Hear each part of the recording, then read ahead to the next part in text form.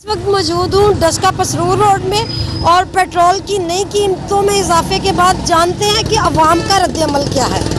बढ़ता है तो सारी कीमतें बढ़ती हैं। पेट्रोल को नीचे आना चाहिए। अब किराया जो सा ड्राइवर जो से आते ये सारे के सारे मुंह मांगे दाम लेते हैं। किसी को पता ही नहीं है क्या हो रहा है क्या नहीं मुल्क के अंदर।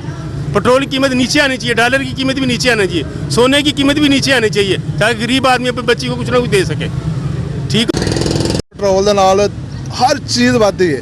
खाली पेट्रोल गड्डियां 'च बलदा है, समझ लो कि दाल चीनी घ्यो हर चीज़ पेट्रोल बढ़ता है। जो किराया अगे असीं समान मंगाने तो 350 रुपये देईदा ही एक पर नगदा, अज दिता 600 रुपया। ठीक है, उन्होंने कहा जी पेट्रोल बढ़ गया। पिछले जो जिन्होंने को लईदा उन्हें एक पीस के उत्ते 1000 रुपया वधाता, यानी कि 200 पीस का नग होंदा वो 200 पीस होंदा, उन्हें 1000 रुपया वधाता है कि पेट्रोल बढ़ गया। हूँ तो 260 रुपये पेट्रोल दे रहे हैं, 255-60 रुपये मुख्तलिफ रेट ने सारे पंपों के।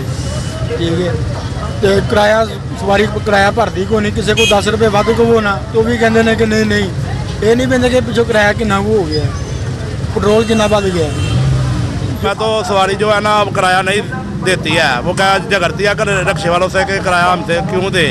तो पेट्रोल से महंगा हुआ है तो जाहिर है रक्शे वाले ने तो भी अपना निज़ाम चलाना है ना।